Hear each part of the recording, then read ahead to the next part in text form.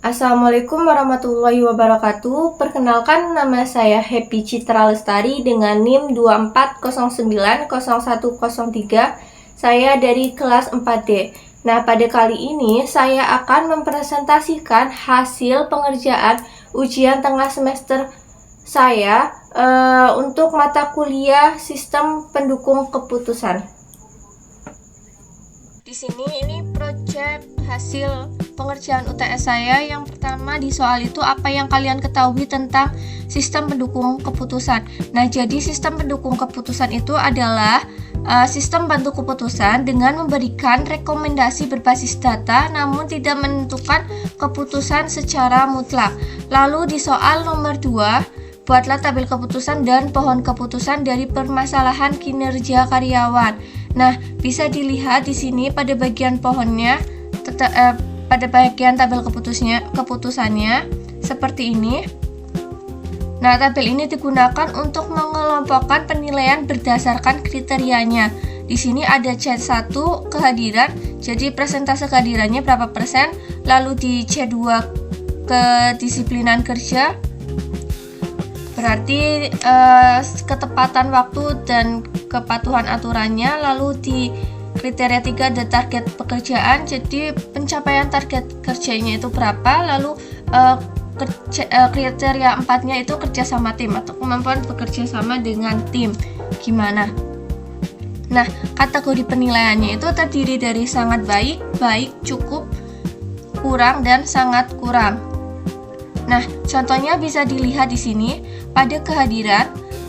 Untuk kehadiran 100% maka sangat baik, dan untuk kehadiran 90% sampai 99% itu baik. Lalu disusul juga 80 sampai 89% itu cukup. Lalu 70% sampai 79% itu kurang, dan kurang dari 70 itu dianggap sangat kurang. Nah, untuk disiplin kerja juga kalau sangat disiplin itu sangat baik, tapi kalau misalkan tidak disiplin itu sangat kurang. Nah, untuk target pekerjaannya itu, jika target tercapai lebih dari 100% maka sangat baik, tapi kalau misalkan target tercapai dari 90% sampai 100% itu maka baik, tapi kalau misalkan target kurang dari 50% itu sangat kurang.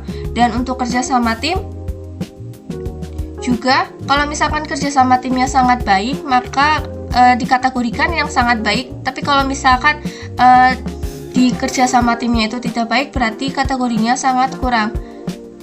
Nah, tabel ini tuh berfungsi untuk sebagai dasar penilaian awalnya. Lalu di sini ada pohon keputusan.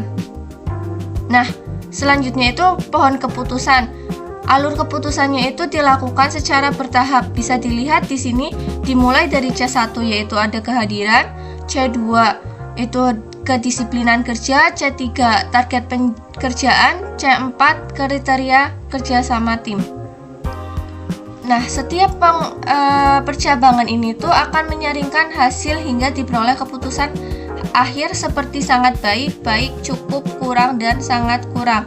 Nah, pohon keputusan ini tuh berfungsi untuk membantu proses pengambilan keputusan menjadi lebih terstruktur dan sistematis.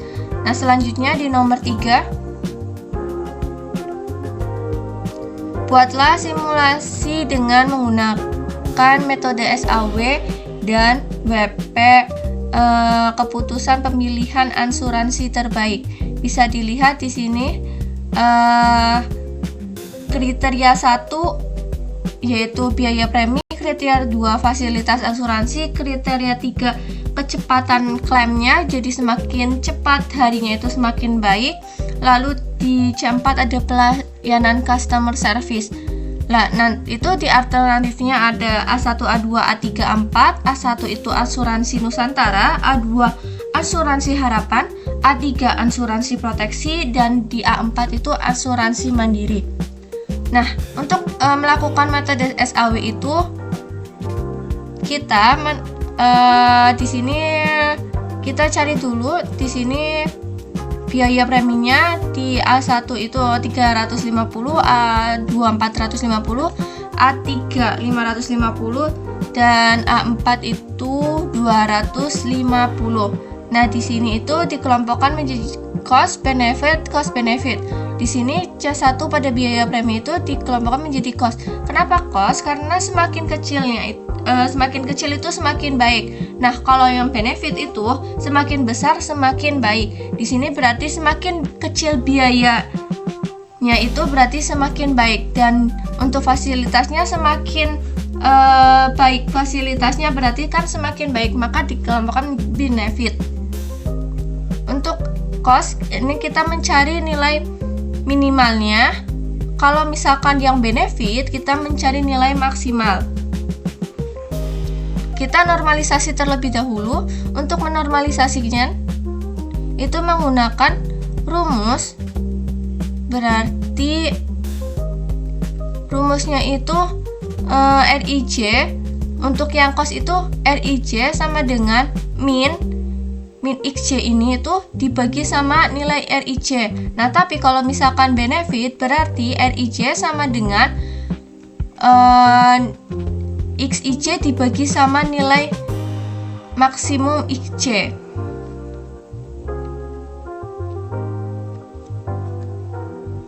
Di sini kita cari nilai bobotnya dulu. Di sini menggunakan 20%, 35%, 35%, sama 20% agar hasilnya itu 100%.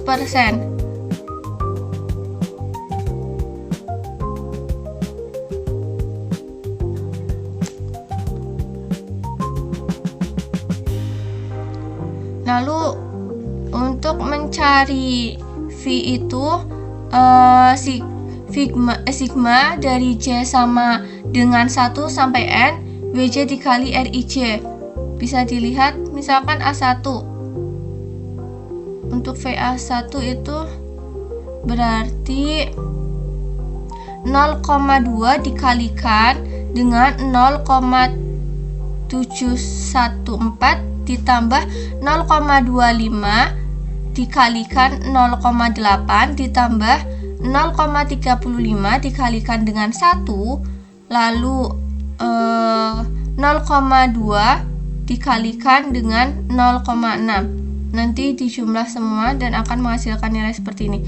Dan untuk jumlahnya sudah dihitung. Untuk A1 nilai V-nya itu 0,81, A2 0,69, A3 0,63, untuk A4-nya 0,6. Jadi ranking yang baik itu, alternatif yang terbaik itu A1 senilai 0,81. Lalu di metode WP.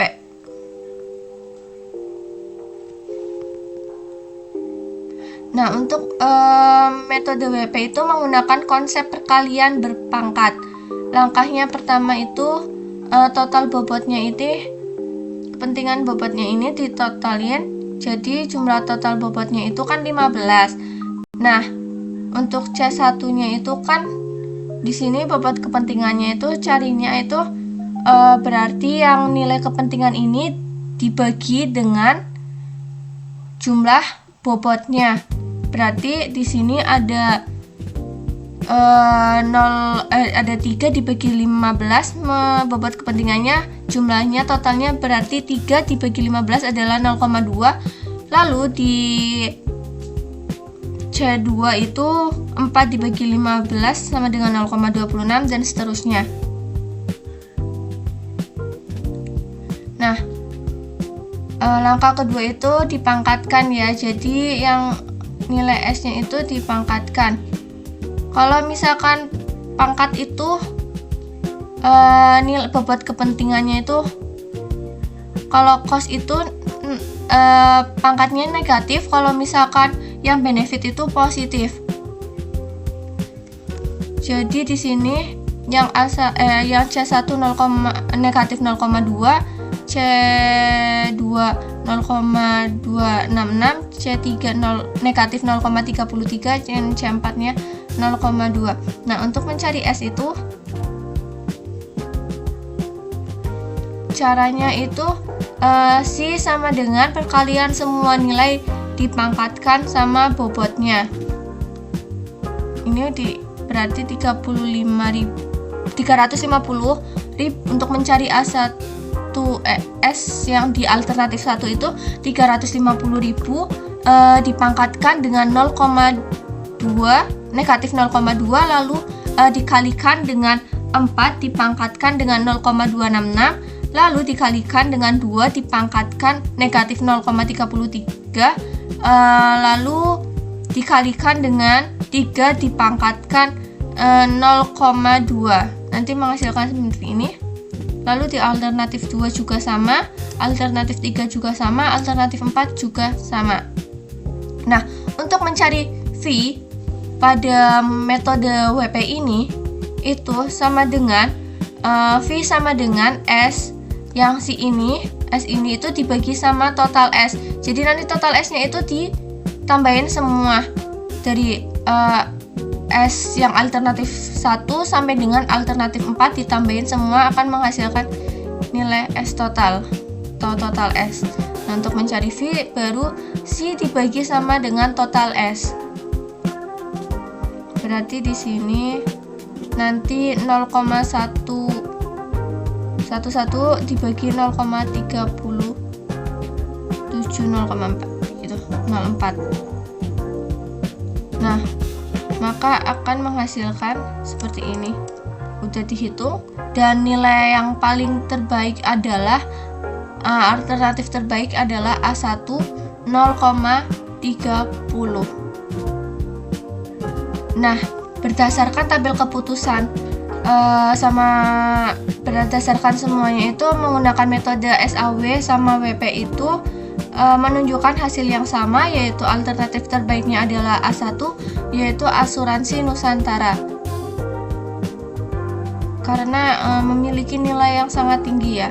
Lalu di sini di soal nomor 4 tahapan yang ada di dalam metode TOPSIS. Untuk soal nomor 3 yaitu yang pertama ada membuat matriks keputusan yang ternormalisasi, lalu membuat matriks keputusan yang ternormalisasi terbobot, lalu menentukan matriks solusi ideal positif dan matriks solusi ideal negatif.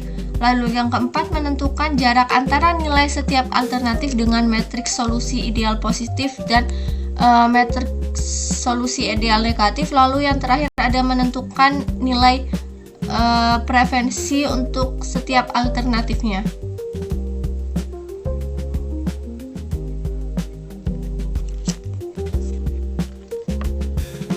Itulah presentasi yang dapat saya sampaikan. Kurang lebihnya mohon maaf apabila ada kesalahan.